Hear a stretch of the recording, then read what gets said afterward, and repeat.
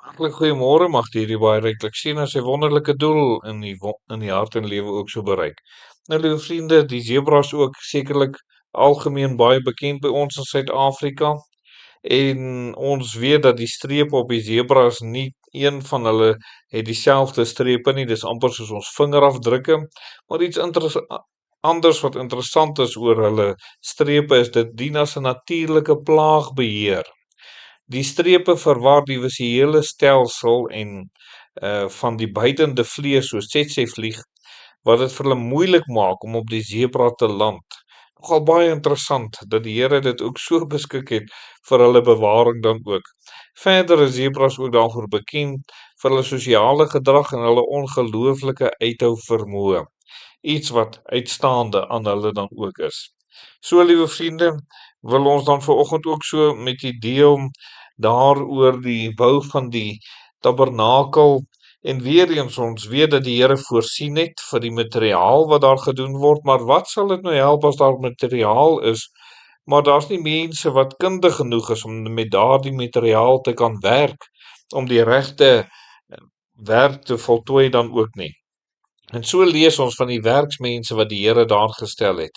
In Eksodus 31 lees ons van hulle en daar staan verder het die Here met Moses gespreek en gesê, kyk, ek het Basaliel, die seun van Uri, die seun van Hur, van die stam van Juda, by sy naam geroep. En hier is die heel eerste ding, die Here het hierdie werksmanne van hom geroep om die werk te kom doen, vir 'n spesifieke taak, vir 'n spesifieke roeping, vir dit wat hulle moet doen. Net so die Here ook elke kind van die Here vir 'n spesifieke taak en 'n spesifieke roeping geroep in dit wat ons dan ook moet doen. Dan, liewe vriende, is dit wonderlik dat ons weet dat ons geroep is, maar ons sal hierdie werk in ons eie krag nie kan doen nie. Ons kan nie in ons eie krag die instrumente wees wat ons moet wees vir die Here nie. Nou sien ons in vers 3, daar in Eksodus 31, daar staan, en ek het hom vervul met die gees van God, met wysheid en verstand en kennis en bekwaamheid vir allerhande werk. So dis nie dat Basaliel en die ander werkers wie die Here geroep het vir hierdie spesifieke taak om met die bou van die tabernakel nie. Dis nie net dat hulle net die kennis gehad of die roeping van die Here gehad het nie. Die Here het hulle vervul met sy gees. En hulle in staat gestel vir daardie werk.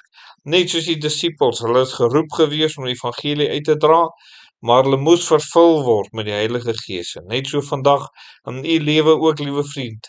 As jy gered is en jy weet jy het 'n taak en 'n roeping van die Here, of dit nou is vir die getuie daar by die werk of vir die sonndagskool of by die gemeente, wat dit ook al mag wees, dalk in die bediening, waar jy ook al mag wees, moet u sekerlik dit weet dat u kan nie in die eie krag hierdie werk doen nie. U moet vervul wees met die Heilige Gees om dit ook so te doen.